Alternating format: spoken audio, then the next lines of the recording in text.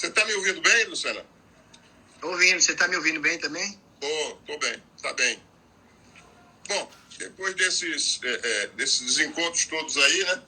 Vamos ver se a gente consegue aqui trocar ideias.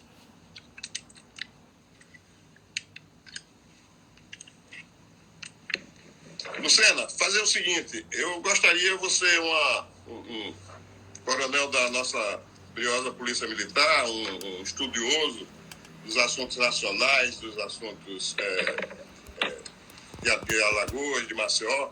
Eu gostaria que você fizesse uma apresentação sua.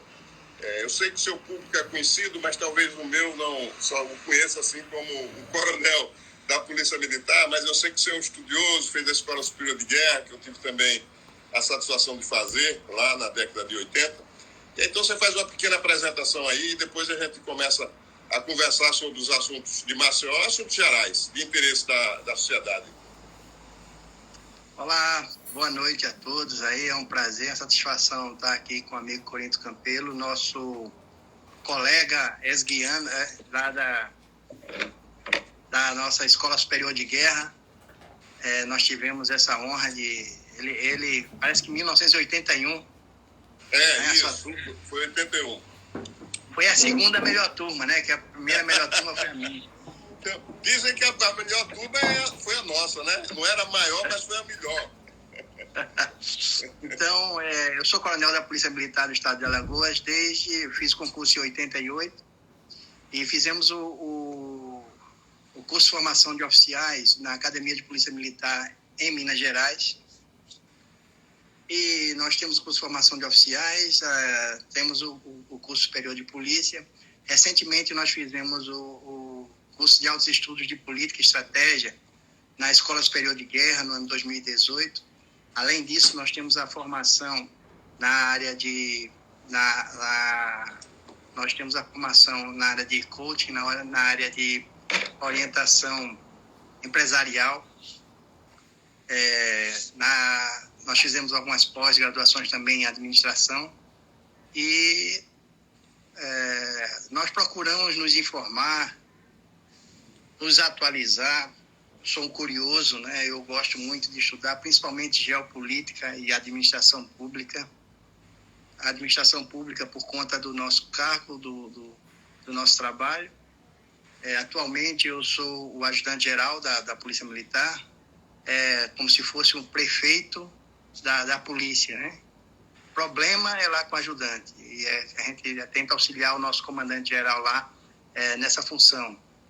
E nós estamos aqui para debater um pouquinho sobre a nossa Maceió, nossa querida Maceió, que me adotou, né? Eu sou natural de Recife, Pernambuco, e tive o benefício de Deus de ser contemplado em morar nessa terra maravilhosa que se chama Maceió. E é isso, e estou aqui à disposição para a gente bater um papo aqui agora à noite. Tá bom, Eduardo, você já participou da administração pública municipal, né? Você parece que tem uma experiência também no executivo, você parece que organizou aí essa parte da Guarda Municipal, não sei, você teve uma passagem aí na administração pública, né? Eu queria que você também falasse um pouco sobre a sua colaboração, qual foi o setor que você teve assim, na atividade pública do município? Isso. Assim que o prefeito Rui Palmeira ele assumiu a prefeitura, no início do seu mandato, nós fomos convidados pelo então Coronel Ivon. Ele assumiu a pasta da Secretaria Municipal de Segurança Comunitária. Hoje tem um nome um pouquinho parecido. Mas a secretaria, quando a gente assumiu, eu fiquei lá, eu fui o subsecretário, o Coronel Ivon, e só consegui ficar 4 meses, porque por problemas diversos a gente não pôde dar continuidade ao trabalho. Mas eu tive a oportunidade de fazer toda a estrutura da secretaria, acompanhando a lei delegada, a instrução do prefeito, que à época ele solicitou que houvesse mudança nas secretarias. E nessa mudança houve a unificação para a secretaria com a Guarda Municipal e o pessoal também do convívio social, né, do convívio urbano. Todos ficaram na secretaria de segurança comunitária e convívio social. E nós tivemos a oportunidade de participar desse início aí.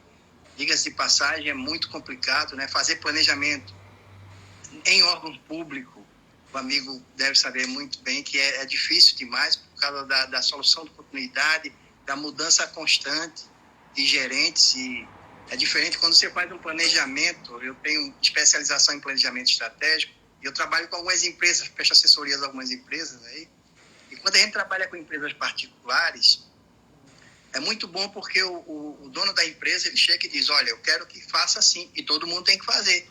E todo mundo segue as orientações, a gente faz o planejamento para 4, 5, 10 anos, o japonês costuma planejar para 50 anos. E aqui no Brasil a gente tem uma dificuldade muito, mas muito grande, gigantesca para fazer planejamento, principalmente nos órgãos públicos. Exatamente por conta também dessa constante variação de gerente, né? É um problema.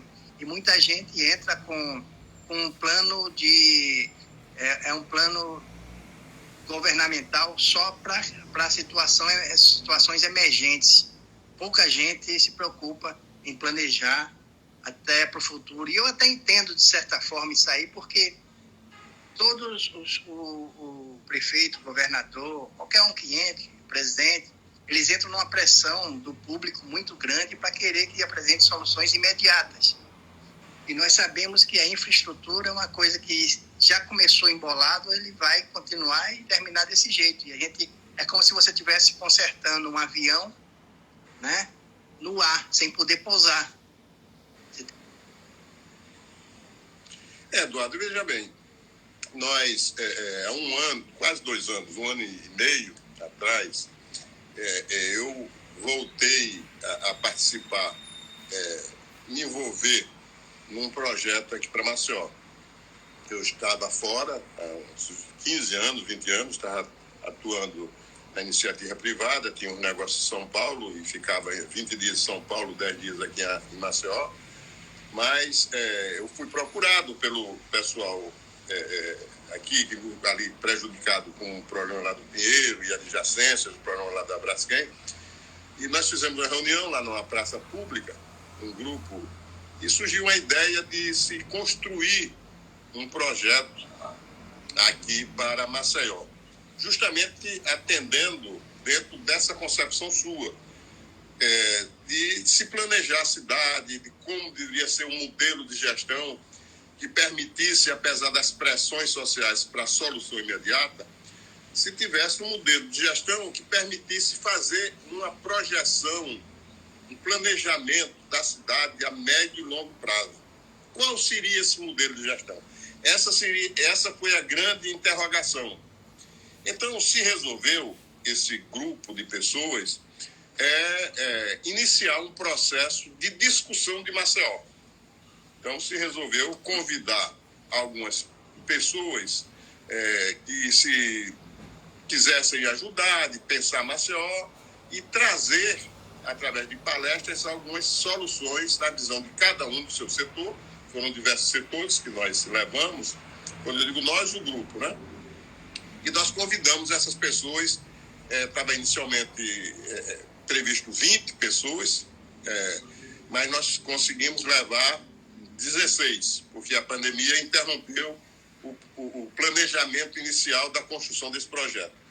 Levamos, entre outras pessoas, eu vou citar alguns que vêm agora aqui à memória, mas levamos lá o Rostan, o presidente da Academia Alagoana de Letras, que ele é especialista em transportes urbanos. Levamos o Fred, que é envolvido em cultura. Levamos o Robert Valdavino, que foi secretário de Estado e na área de segurança, delegado de polícia. O saudoso Celso Tavares, que faleceu há uns 4 meses atrás, era um sanitarista muito respeitado. A Eliane Cavalcante, que tem o balé, inclusive lá no Pinheiro, mas ela na área da cultura, atua mais de 40 anos aqui, formou várias gerações de bailarinas. Então, nós levamos essas personalidades e se discutiu ideias para Maceió e se formou, então, uma concepção de gestão para Maceió. Então, os intelectuais, as cabeças pensantes, desenharam um modelo, e esse modelo foi escrito um anteprojeto e foi discutido na base. Eram 300 reuniões que estavam previstas na periferia de Maceió, com a comunidade. Ouvir os líderes, as críticas a essas ideias, posteriormente, ao final, eu vou colocar. Mas também nós não concluímos, nós conseguimos fazer 236 reuniões, ouvimos 236 comunidades de Maceió, não atingimos as 300, por causa também dessa pandemia. Então, nós aperfeiçoamos o projeto e a fase seguinte era submeter esse anteprojeto à sociedade civil organizada.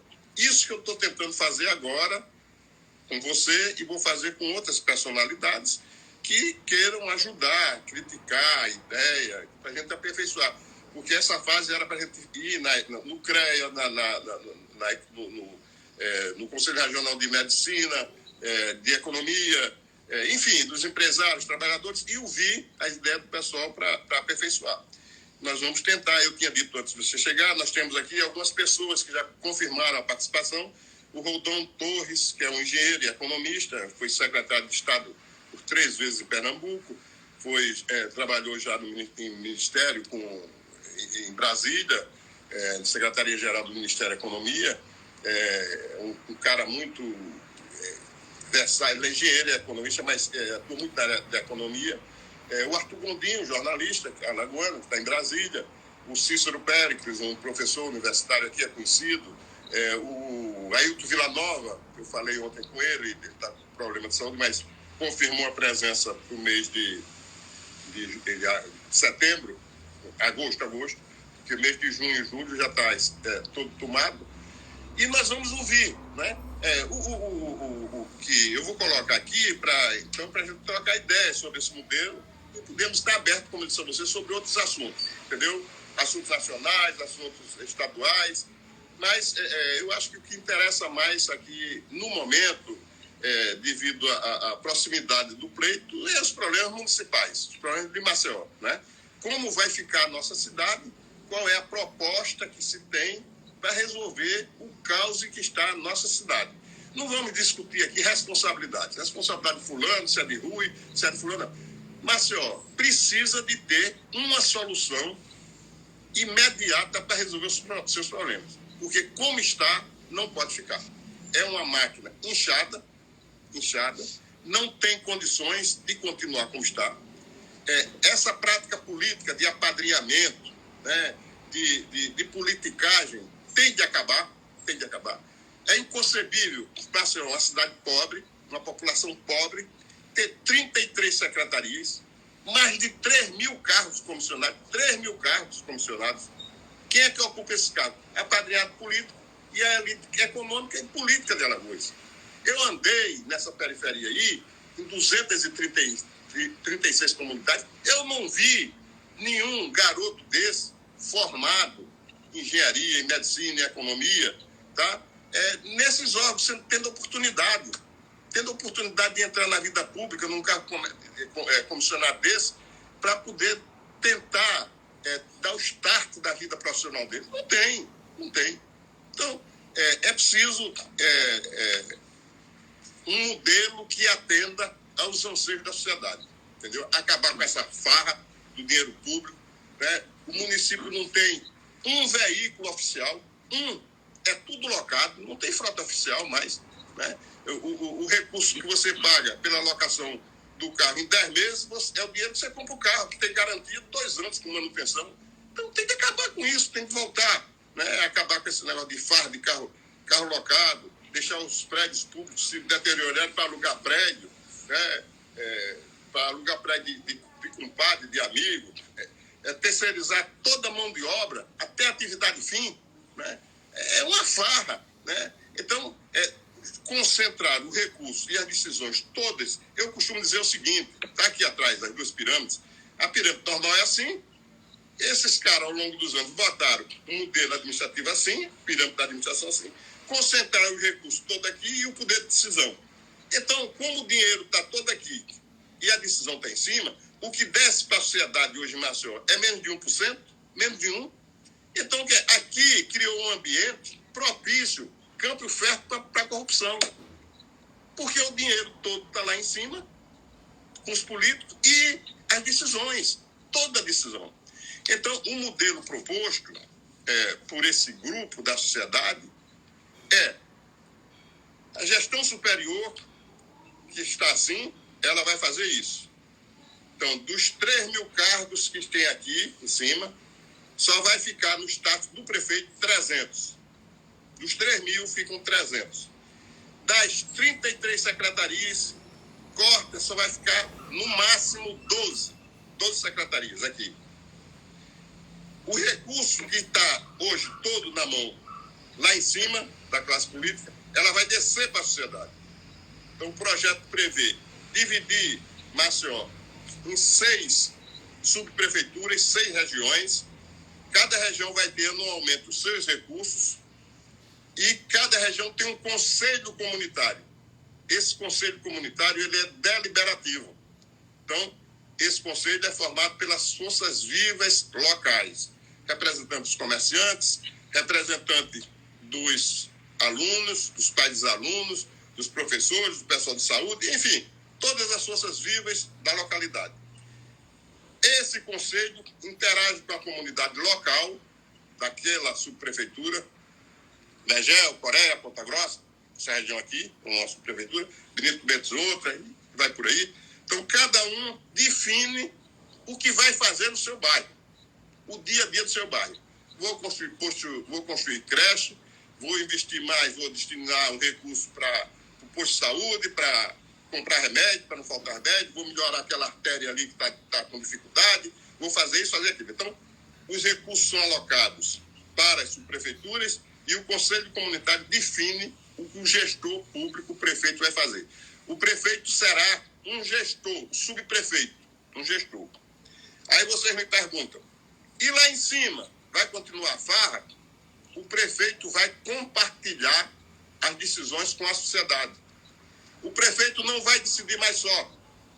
O planejamento estratégico da cidade, a médio e a longo prazo, será feito com a base técnica, os técnicos vão fazer a proposta. Essa proposta será submetida a um conselho de representantes, que o prefeito terá com ele,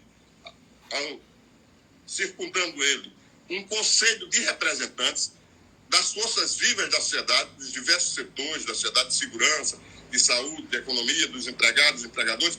Então, tem um conselho de representantes. A proposta para atender às necessidades da cidade a médio e longo prazo, as decisões estratégicas serão submetidas a este conselho. O prefeito escuta o conselho e toma a decisão. Então, quando o prefeito tomar a decisão, ele toma respaldado numa parcela significativa da sociedade representada no Conselho de Representantes. Este é o modelo proposto pelo grupo que está em discussão para ouvir os diversos segmentos sujeitos à crítica e aperfeiçoamento. Então, eu gostaria, Lucena, você, se quiser comentar, eu até mandei para você, eu pedi o pessoal para mandar, você recebeu um vídeo que mais ou menos relata como foi construído e um documento que foi registrado em cartório, está escrito, que é o anteprojeto, isso que eu estou dizendo.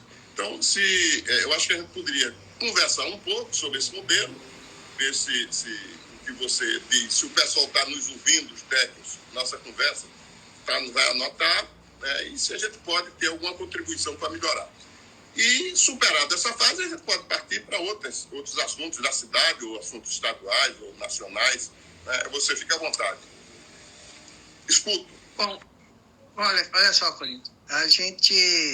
Hoje nós estamos passando por uma situação em que, com certeza, a sociedade ela não será mais a mesma depois disso. Muita coisa vai mudar. A gente está passando por uma situação hoje que eu acho que a última situação que ocorreu foi durante a gripe espanhola, que aqui no Brasil foi em 1900 e alguma coisa, e isso foi há muitos anos atrás, e muita coisa mudou. E não vai ser diferente agora. Muitos hábitos que nós temos hoje, hábitos de higiene, hábitos de contato social, eles vão mudar. E, obrigatoriamente, as cidades também vão mudar e devem.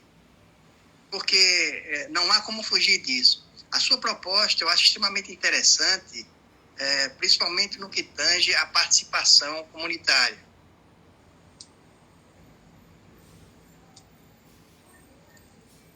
Deu um timezinho aí. Agora voltou. Tá. Essa participação comunitária é extremamente importante e interessante. Vale frisar que uma comunidade ela tem 3 pilares básicos. E desses pilares, ela consegue se expandir, produzir, prosperar. E quais são? O primeiro deles é a cultura, a educação. Esse é o primeiro pilar básico de qualquer sociedade. O segundo, a saúde, condições de higiene, condições de vida, as condições. E aí se aplica todas as outras, os outros problemas sociais que existem. E o terceiro e último, que é a segurança pública, que é o que a gente fica mais à vontade para falar sobre ele também, inclusive. E segurança pública, ela não parte somente do Estado ou do governo federal ou do governo municipal. É como falou, né? Existem políticas públicas de segurança pública e existem políticas de segurança pública, que são coisas diferentes, mesmo que sejam parecidas. Então, eu faço votos que o seu futuro governo ele possa, nesse entendimento e sabendo de todos os problemas que existentes na cidade, ele possa surfar, ele possa andar nesse sentido de resolver os problemas.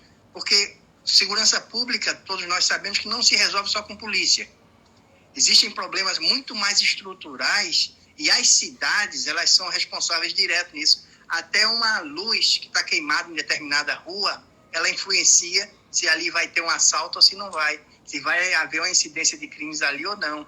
Até problema de falta d'água existente em determinada comunidade, ela vai causar insatisfação, essa comunidade vai se revoltar e vai começar a fazer protesto.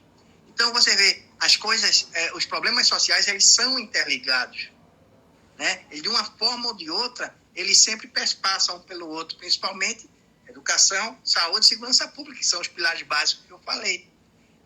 Se você coloca se você investe na escola de segundo turno, onde a criança chegue e fique das 8 da manhã até as 5 horas da tarde, num colégio, ou até as 3, 4 horas, nós vamos ter reduzido o número de acidentes nas ruas. A gente tive lá recentemente e eu vi um policial abordando um adolescente.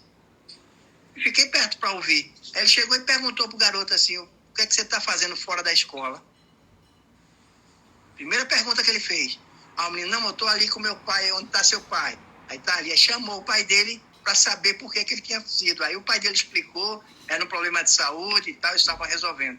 Mas você veja, é cultural. Se a gente tira as crianças, a gente tira os adolescentes da rua, a gente vai ter menos problemas do que isso tudo influencia na segurança pública. E isso é responsabilidade das cidades também. Então, você vê que são problemas estruturais pequenos que vão ocasionar grandes problemas. Se você não tem... A polícia comunitária é um tipo de policiamento extremamente interessante, embora ainda mal aplicado no nosso país. Porque a gente faz polícia comunitária, todos os problemas existentes naquela comunidade, o policial vai tomar conhecimento daquilo ali. Só que, o que é que vai acontecer? A população acaba ficando frustrada porque ela vai dizer para o cara: está faltando energia aqui na minha rua, falta água aqui na minha rua não tem escadaria, aqui na minha rua não está calçada ainda. Então, todos esses problemas eles vão começar a cobrar da polícia. Por quê? Porque o policial entrou ali, está fazendo policiamento comunitário, está vendo os problemas, mas não pode resolver isso. Quem resolve isso? É a administração pública, não é polícia. Por isso que eu digo, quando a gente fala de segurança pública, a polícia é só uma das mãos para resolver o problema. Mas a escola é extremamente importante. E se o seu governo caminhar nesse sentido, você imagine quantas pessoas carentes hoje que trabalham, só tem salário mínimo, mas não tem com quem deixar seus filhos, não pode deixar com o vizinho, não pode deixar com ninguém. Ele tem que deixar dentro de casa com o irmão mais velho. Olha e você sabe quantas desgraças já aconteceram por conta disso. Existem coisas mínimas que agora finalmente, né, depois de tantos suicídios, resolveram colocar aqueles alambrados ali na ponte do Reginaldo. Não sei quando vão fazer, mas esse tipo de situação, por exemplo, nossos prédios, eles são construídos sem a preocupação da questão de segurança pública. Nós temos prédios públicos, são particulares, mas são de acesso público. Leia-se Edifício Breda, por exemplo. Você sabe que já tiveram vários suicídios dali e é muito fácil o acesso. Então, se construir aqui sem ter a preocupação de se ter autorização da polícia, autorização só tinha do Corpo de Bombeiros, mas só no sentido antifogo, não no sentido da segurança, porque um prédio que devia estar todo telado, impedindo que as pessoas pudessem se jogar ou se matar lá. Então, ruas que são abertas, as ruas, mas elas não são devidamente iluminadas. Então, são essas pequenas coisas. Faltam, às vezes, muitas praças. Maceió é muito carente de praça, de ambiente para se trabalhar a nossa população mais carente, praças de esportes, onde as crianças pudessem, depois da escola, né, elas iriam para essas praças de esporte para participar, para trabalhar. Então, você pode ver que o trabalho que pode ser desenvolvido é gigantesco, né? Principalmente se você colocar, você deve estar tendo essa percepção ao ouvir as comunidades sobre os problemas que se tem em cada comunidade dessa. E muita coisa que eu falei aqui não é novidade para ninguém. Mas é uma coisa que muitos governos continuam passando e é melhor você inaugurar uma escadaria e todo mundo vê do que você fazer a infraestrutura, né? Você fazer o saneamento que ninguém está vendo. O saneamento ninguém vê, mas a escadaria está lá em cima do saneamento que deveria ter e todo mundo vai ver.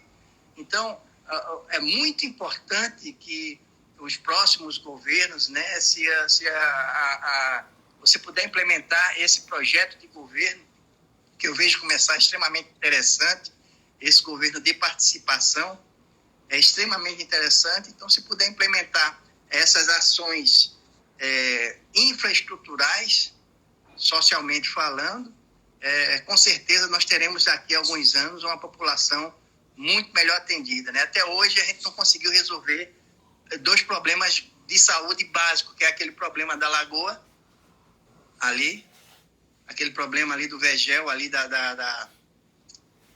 onde fica o 1º Batalhão, o pessoal que vive em situação miserável ali, até hoje a gente não conseguiu resolver aquilo, e o problema do nosso salgadinho. Eu tive a curiosidade, Corinto, de saber aonde iniciava o salgadinho, descobri que era lá no Aldebaran.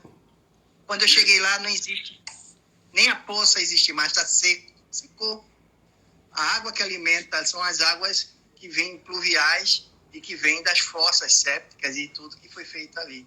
Então, aquilo é um crime. Aquilo é um crime que não é problema do governo atual, a gente sabe, mas começou há muitos anos atrás. Primeira vez que eu conheci Maceió, a Praia da Avenida era o point daqui de Maceió. Você lembra bem? A Praia da Avenida era super lotada, aquilo era super limpo. E, de repente, a gente perdeu um patrimônio daquele. Então, essas são algumas coisas que eu penso assim, sobre segurança pública e a responsabilidade das prefeituras em relação a isso. Eduardo, vamos lá. Você iniciou falando que nós vamos ter, e eu concordo, uma nova maneira de conviver depois dessa pandemia. A sociedade vai mudar. A Maceió, Alagoas, Brasil, no mundo todo, a maneira de se relacionar. O grupo já discutiu isso e acha que será necessário, o próximo gestor público, ele tem de liderar um novo pacto de convivência social. Isso é a primeira coisa. Nenhum governante consegue, sozinho, impor medidas como está sendo feito agora, né? De isolamento, fica aí, fica trancado, faz um decreto, 15 dias faz outro, depois de 15 dias faz outro, depois de 15 dias é a mesma coisa, trancafiando o pessoal dentro de casa e a atividade econômica parada.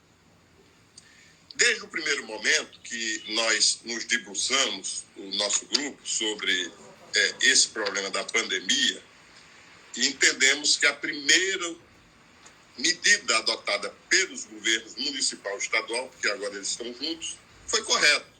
Fazer o confinamento, o isolamento social, naquele momento.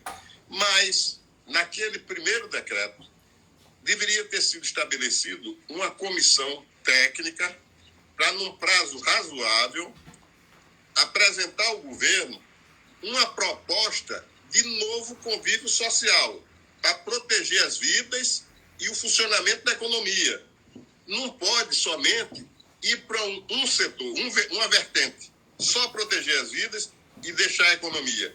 Porque se a economia não é protegida, não funciona, ela vai causar desemprego, como causou, e fome e levar à morte. Então, é preciso um pacto com a sociedade, um estudo técnico deveria ter sido feito.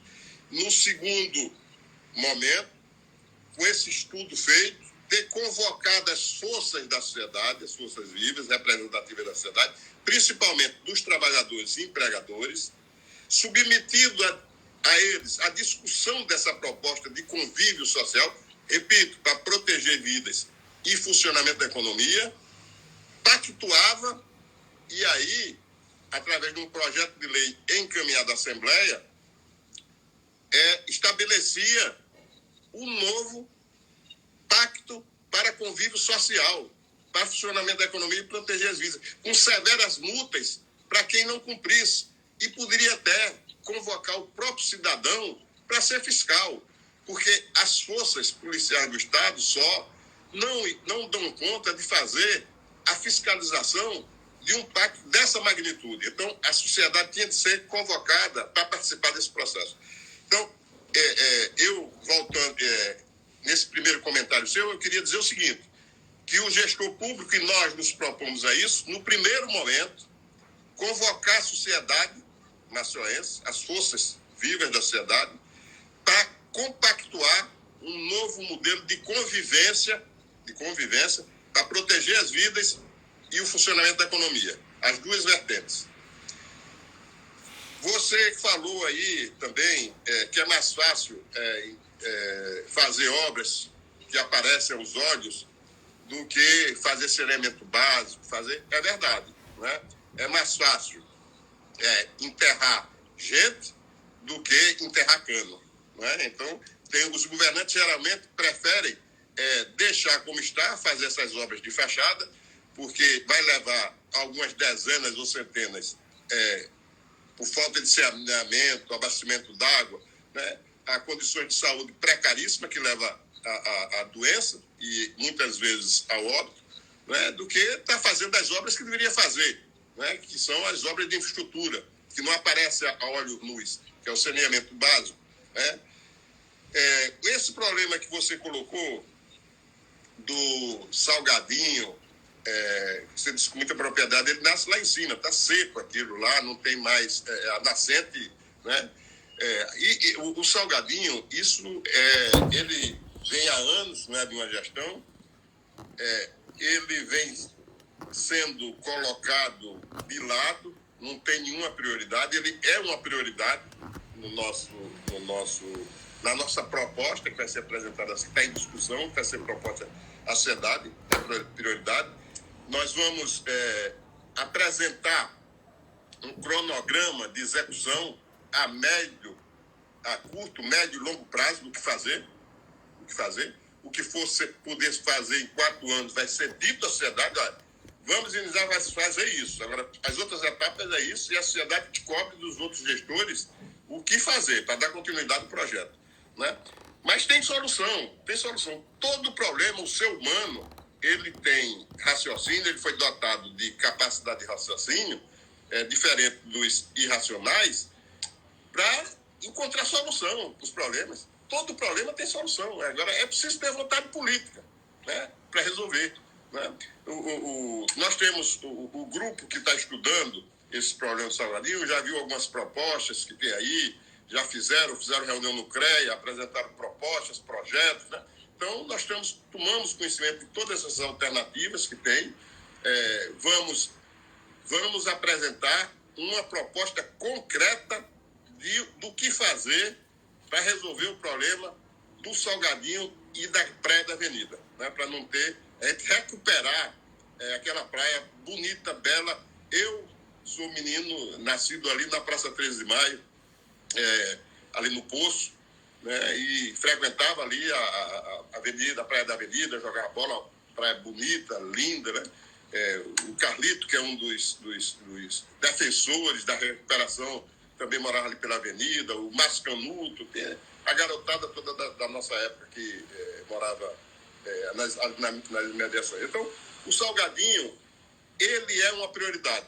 E nós vamos, com seriedade, apresentar uma proposta do que fazer em 4 anos. Se puder resolver em 4 anos, vamos resolver. Mas, se não puder, nós vamos dizer o que vai ser feito e o cronograma que vai para continuidade para resolver. Vamos fazer um esforço grande para ver se em 4 anos é possível encontrar uma solução, né? Mas, em princípio, a gente já sabe que precisa começar lá em cima, onde você falou, né? Desapropriar a área toda ali que está invadida, cercar, isolar aquilo, tentar revitalizar aquelas nascentes e onde desce o Riacho Salgadinho, de lá de cima, atrás do Aldebarã, até embaixo, a gente tentar ali desapropriar, tirar aquele pessoal, botar lá onde tem uma área muito grande, lá perto do Aldebarã, que se pode pegar para tirar o pessoal, cercar aquilo, plantar, arborizar e botar a guarda municipal para tomar conta, para não jogar os desertos, e ver o problema desses esgotos que estão sendo jogados aí no Salgadinho, né? É o que eu digo, solução técnica tem, agora precisa vontade política, e vontade política o nosso grupo tem para resolver os problemas de Maceió. Finalmente, você falou Salgadinho, tem um problema também das línguas negras aqui, né? As praias nossas, as cidades turísticas, né? Então tem essas línguas negras aí. Ontem eu estava discutindo com um empresário aí do turismo para sabermos o que é que deve fazer na sua cidade turística, de facilitação turística, como é que vai ser logo após a próxima gestão, com o turismo parado, sem voos comerciais de turismo para cá, sem a gente poder receber, o que fazer na área de turística. Você até me informou, isso são informações que essas línguas negras já tem as estações de tratamento que a prefeitura fez, que está melhorando. Então, se realmente fez, merece o nosso aplauso, né? Porque deu um passo que merece aplauso. Mas eu acho que Eduardo, o que você colocou aqui foi esses assuntos que eu tinha notado aqui. Eu não sei se deixei de comentar alguma coisa. Se deixei, você, por favor, As praças. Hein? As nossas praças. Ah, sim, olha. O ensino em dois. Isso é importante. Como é que nós podemos, uma cidade como Maceió, cidade quando eu era garoto, era a cidade sorriso. Nós tivemos um prefeito aqui chamado Sandoval Caju. Sandoval era um homem do povo, que veio da Paraíba, tinha um programa de rádio e chegou a ser prefeito de Maceió. E era conhecido como o prefeito das praças. Então, hoje você vê algumas praças aí, algum monumento, tem o S. Tudo que fazia, ele botava o S, né, dele. E quando ele era interpelado, dizia, rapaz, esse S aí, de Sandoval, disse, não é de Sandoval. Onde tem ali o S nos bancos é de Sentes. Nas ladeiras, o S é de Suba. Até naquele moleque namorador lá, você vê, tem um S e um moleque namorador lá em cima, tá lá ainda, né? Aí ele dizia, não, onde tem siga, sente-se, sirva-se, o S não era de Sandoval, era... Mas a cidade, rapaz, eu era garoto, era uma beleza, a cidade tudo arborizada, as praças, ele fez ali na Praça Zinibu, o Mijãozinho, né? Depois acabou. Nossas praças estão abandonadas, nossos monumentos, né? Maceió é uma cidade que deve também cuidar do turismo cultural. Aí tem de cuidar dos nossos logradouros todos, das nossas praças, dos nossos monumentos, né? Tem praça aí com os monumentos tudo abandonado, roubaram até a espada lá da estátua que tem aí. Então, é preciso ter cuidado na cidade. É preciso um gestor que tenha uma visão humanitária da cidade e faça o que é possível. Também não adianta, viu, Eduardo, prometer, como geralmente se faz na campanha eleitoral, se chega prometendo tudo. Vou fazer isso, vou fazer aquilo. Já se prometeu fazer aqui um bondinho, subindo ali pelo Reginaldo, era uma computação gráfica, um bondinho bonito, subindo. Na outra campanha veio aqui a Orla Lagunar, que você falou, que ali ia ser uma maravilha, ia fazer ali não sei quantos prédios, ia transformar aquilo numa nova, ali numa Pajuçara, numa Ponta Verde, e está lá, do mesmo jeito. Né? Se prometeu construir 1.000 e poucas casas, está lá a placa, interditou uma pista, só tem uma pista, a outra está parada, estão invadindo lá. Então, completamente o descaso total do gestor público pela cidade. Né? Isso não pode acontecer. Né? O gestor tem de ter responsabilidade com a cidade e tem de viver a cidade. O gestor não pode estar trancado no gabinete, né? Tá trancado no gabinete e assinando papel, e assinando e tuitando, e está aqui na internet. Ele tem de ter assessoria dele no gabinete, trabalhando os técnicos, e o prefeito tem de estar na rua, não tem que ter medo do povo. Ele tem de estar em contato com o povo, ele tem de estar lá no Vergel, lá na Coreia, lá no Benito Bento, em todo canto, no dia a dia, conversando, sentindo, né? Porque quando a sociedade, quando o povo se identifica com seu líder, ele vai participar, ele não vai cobrar. A sociedade vai participar da solução. Então, é por isso que esse modelo de gestão é uma gestão, não é participativa. A gestão participativa nós fizemos há 30 anos atrás, quando eu fui prefeito, garoto com 30 e poucos anos, nós fizemos uma gestão participativa. Como é que nós fizemos? Nós só passamos 10 meses na prefeitura. 10 meses. Nós encontramos a pirâmide assim, fizemos assim, os recursos que nós conseguimos enxugar aqui, que sobrou, nós dividimos Maceió em 3 regiões administrativas, 3 regiões, alocamos os recursos nas 3 regiões administrativas, criamos um grupo de jovens, foram 60 jovens, que a gente intitulou Juventude Participativa, botamos 20 jovens em cada região, interagimos com a igreja, com as comunidades eclesiásticas de base da época, tinha uma estrutura nas comunidades. Então, esse grupo de jovens interagia com as comunidades eclesiásticas de base, definia o que fazer com o recurso e o resultado dessa participação. Não é participação, como eles dizem hoje, participação participar do orçamento. Vamos fazer uma audiência pública para discutir o orçamento. Discute e não faz nada. Não faz nada. Fica só na discussão. Então, no modelo que fizemos de administração participativa, se tinha um recurso para cada região, as comunidades decidiram o que fazer e nós fizemos. Então, o resultado, em 10 meses, Eduardo, nós conseguimos fazer 35 obras e ações. Menos de um ano. Fizemos obras estruturantes. Claro que algumas foi conclusão de obras do meu antecessor na prefeitura, que foi um bom gestor. Fez obras estruturantes, deixou algumas para concluir, e como eram obras boas, eu dei continuidade e concluí. Mas outras que nós iniciamos e fizemos 35 obras e ações. Nós fizemos, em 10 meses, 1.700 casas. E doamos à população. Está aqui, lá no Vergel, ali, Joaquim Leão.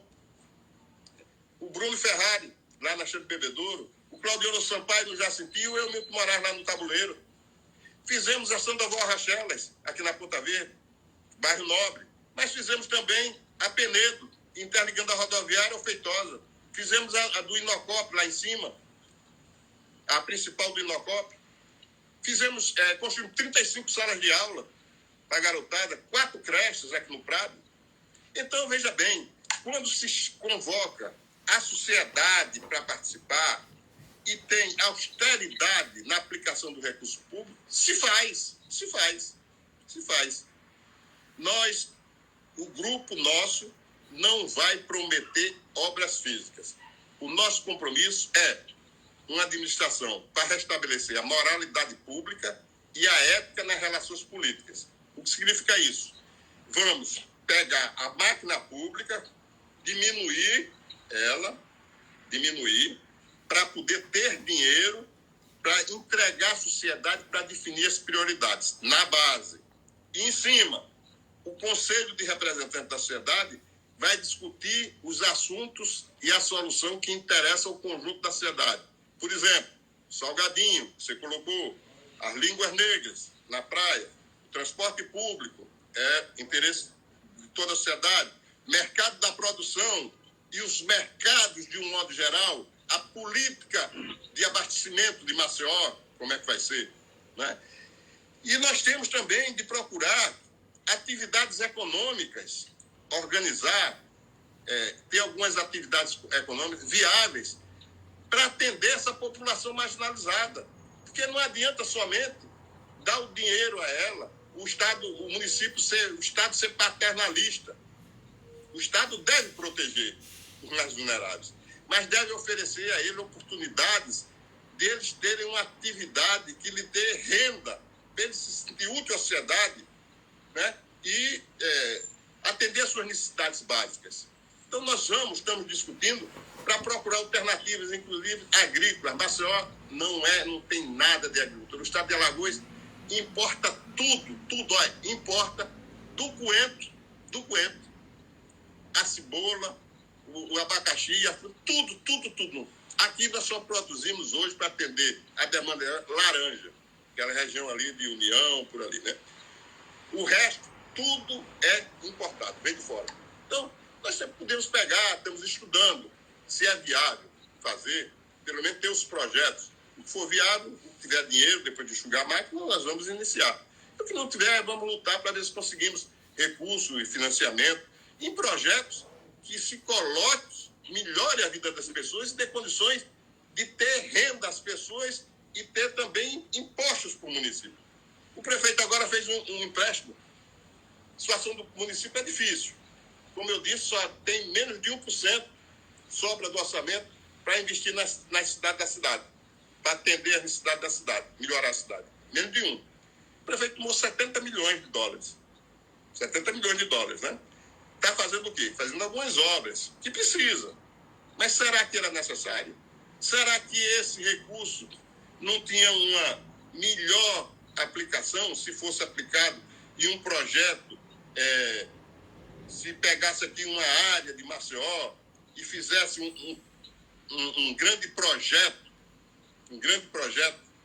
colocando essas pessoas que hoje estão nessas grotas, que vieram do interior, que tem vocação agrícola, cada um tem o seu quinhão de terra, e o município fomentar, botar lá, dar residência para esse pessoal, botar escola para as crianças, fazer um projeto integrado, um projeto piloto, e botar esse dinheiro para gerar renda para esse pessoal e, consequentemente, no município, e resolver os problemas. Parte do problema dessas grotas de Maceió, você tirar o pessoal, botar num local digno, decente, com toda a estrutura, né? Com esporte, com a garotada lá, com um colégio digno, assistência médica, odontológica, porque também não adianta pegar essas crianças e botar dentro de uma escola sem nada.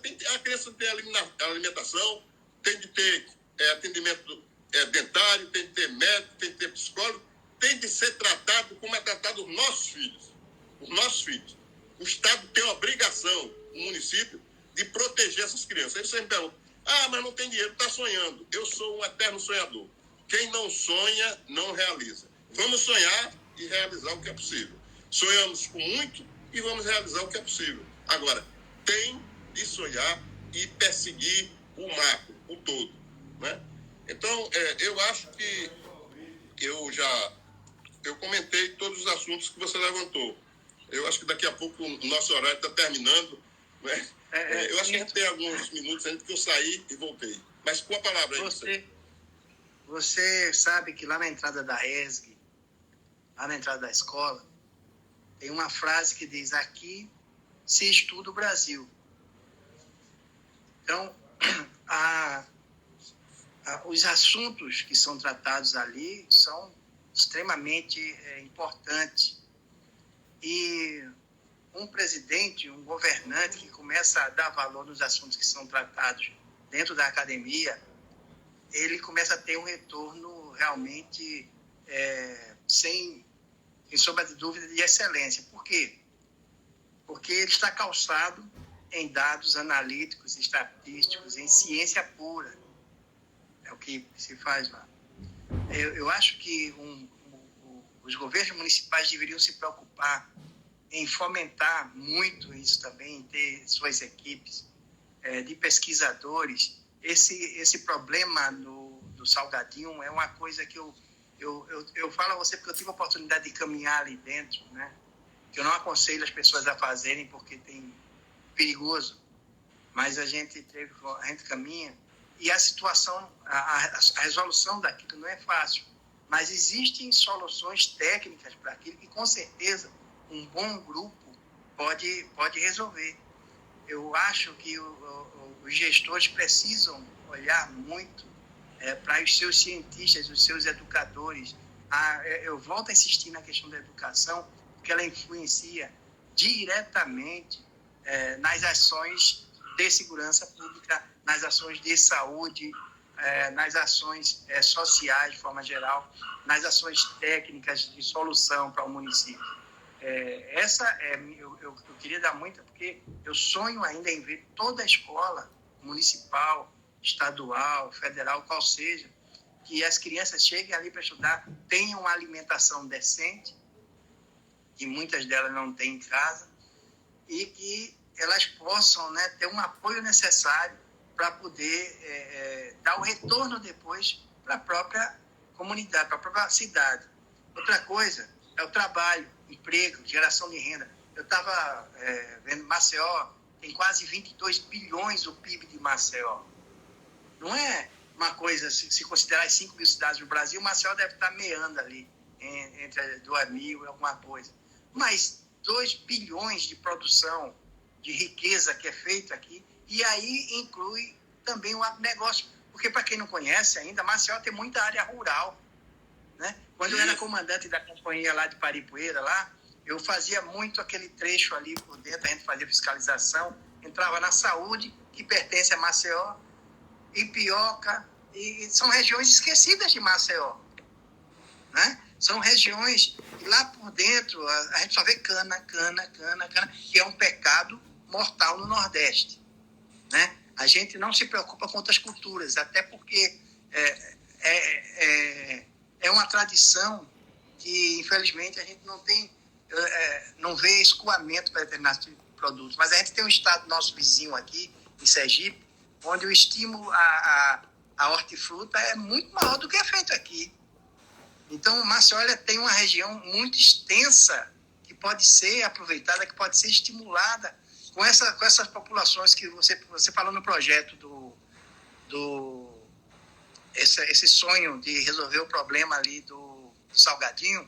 Vai ter que ter, todos terão que ser desapropriados e pode-se fazer até uma via que desafogue a Fernandes Lima e que ela chegue até lá em cima, por ali, né? Mas onde vai colocar esse pessoal todo? Essa é a primeira coisa. E a gente sabe que é muito dinheiro, a gente sabe. Mas existem recursos que podem ser buscados em relação à participação. Aí você bem falou quando alertou sobre isso aí. Então, eu volto a insistir nessa questão de que se as cidades, se os estados, se o país atentar muito para a questão educacional, ela vai resolver problemas diversos da nossa comunidade, que não vai resolver agora, mas ao longo do tempo, daqui a alguns anos, a gente vai ter uma Maceió bem diferente da que a gente tem hoje. Eduardo, eu recebi aqui uma mensagem aqui no WhatsApp, um funcionário público perguntando o que é que o grupo nosso, o projeto, acha do funcionário público.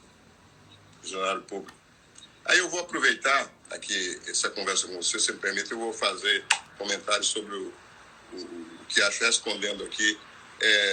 Maria Silva dos Santos, ela disse que é funcionária pública, mandou aqui um zap. Veja bem, eu acho que o funcionário público, ele é muito importante. Muito importante. Uma gestão séria, ela tem de ter funcionário motivado. O funcionário público tem de se ver no gestor municipal decência, seriedade, exemplo, né? E ele tem de ser motivado. Ele precisa ter capacitação constante, curso de qualificação e, sempre que necessário, se fazer concurso público para ter quadros qualificados. Ter uma máquina enxuta, pequena, de bons servidores públicos que independam de governo. Qualquer governo, eles estão prontos para servir a orientação do novo gestor. Não pode, como está atualmente. Os últimos gestores, nos últimos 30 anos, eles desvalorizaram o servidor público. Alguns deram para alguns segmentos do servidor público algumas vantagens. Você fez concurso público, que é obrigação, né? Porque se precisa, tem de fazer. E deu algumas vantagens, plano de cargo de salário, algumas ações que beneficiaram o funcionário público. Mas vejam bem, o que precisa, e mais estimularam a criação de cargos comissionados, exorbitantes a quantidade, que hoje chega a mais de 3 mil, e marginalizaram o servidor público. Eu fui nessas nossas caminhadas, antes da pandemia, nós visitamos 8 instituições, das 50 que conseguimos fazer ontem. 8. Então, fomos a algumas faculdades e algumas escolas. E um diretor de escola, um proprietário, me disse o seguinte: olha, Corino, é interessante, eu tenho aqui funcionários públicos, professores, que aqui são excelentes, e lá não prestam. Por quê? Porque não tem motivação lá. Não tem motivação. O serviço público se tornou uma desordem geral. Então, o funcionário público, no nosso projeto, ele tem prioridade, tá? Deverá ser motivado, terá seus planos de carreira, salário dentro das possibilidades do município, terá prioridade do funcionário público, e vamos prestigiar o funcionário público, né? Não é botar mais de funcionário público e prestigiar os cargos comissionados. Não, o cargo comissionado eu trago os meus amigos, os meus apadrinhados, vou botar aqui, né? E o funcionário lá, não, você tem que prestigiar o funcionário público, né? Nós vamos prestigiar o funcionário público, terá os cargos comissionados, o mínimo necessário, está previsto os 3 mil, só ficar no gabinete do prefeito 300, tá? 2.700. Grande parte vai ser extinto e o restante vai para a periferia, para as subprefeituras. Quando se fala, está falando em subprefeitura, não vai buscar dinheiro, ele está dizendo que não tem dinheiro, vai tirar a subprefeitura. Não vou criar nada, nós não vamos criar nada. Nós vamos tirar de cima e vamos botar embaixo. Vamos tirar parte dos cargos que estão aqui comissionados, dos 3 mil, o prefeito fica com 300, uma grande parte nós vamos extinguir e a outra parte a gente vai descer para a subprefeitura. Não estou criando nada, eu estou descendo.